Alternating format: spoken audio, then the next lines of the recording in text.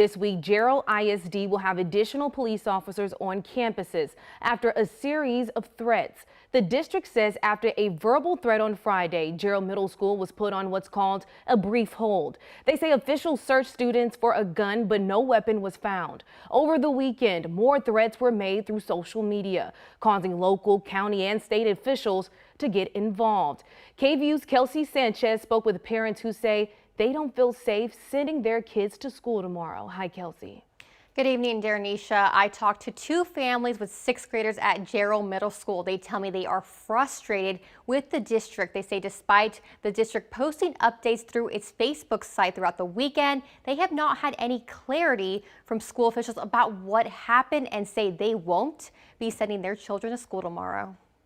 When I heard about it and all the posts and stuff on Saturday, I was at work and I literally came home with a massive headache, just worrying what I was going to do with my daughter. My son was literally hiding in the restroom, texting me, come pick me up, and I was at work and I couldn't leave. Marissa Daniels and Amanda Keese are sisters with sixth graders at Jarrell Middle School. They say they are terrified to send their kids to school after their children believe there was a gun on campus Friday. I feel for the students that are going to have to come that, mine aren't coming. My niece, mine, they're not coming. Daniels and Keys say they weren't notified by the school, but Jarrell Independent School District says they sent this message alerting parents about a brief hold and a potential threat.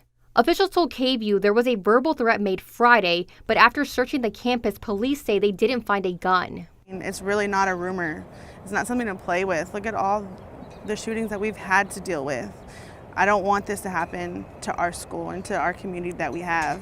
However, district officials noted more threats were made over social media this weekend, leading police to bring extra law enforcement and canine units starting Monday. In a statement, they say in part, quote, "The safety of our staff and students is our highest priority. However, the absence will be excused if parents decide to keep their middle school child home tomorrow," end quote. Other parents like Alex Rivera, who has a son in sixth grade at the middle school, says not only is he not sending his son to school tomorrow, he's considering other options. We expect some transparency and some clarity on what's happening. This is real close to home.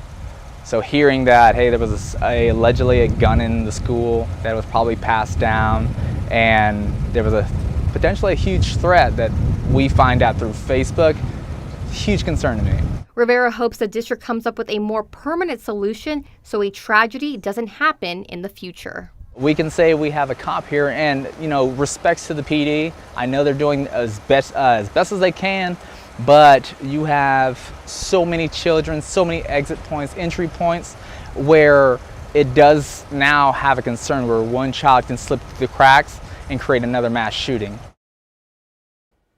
Now, we did reach out to Jarrell Police, who say they are working with multiple agencies at this time and the investigation is still active. Officers are also stressing to parents to make sure your firearm is properly stored and secured so children can access it. In a statement, the department says, quote, "Please know that if your firearm is used in the commission of a crime, we will hold you accountable in accordance with the law," end quote. Darnisha. KVUE's Kelsey Sanchez reporting for us in the studio tonight. Kelsey, thank you.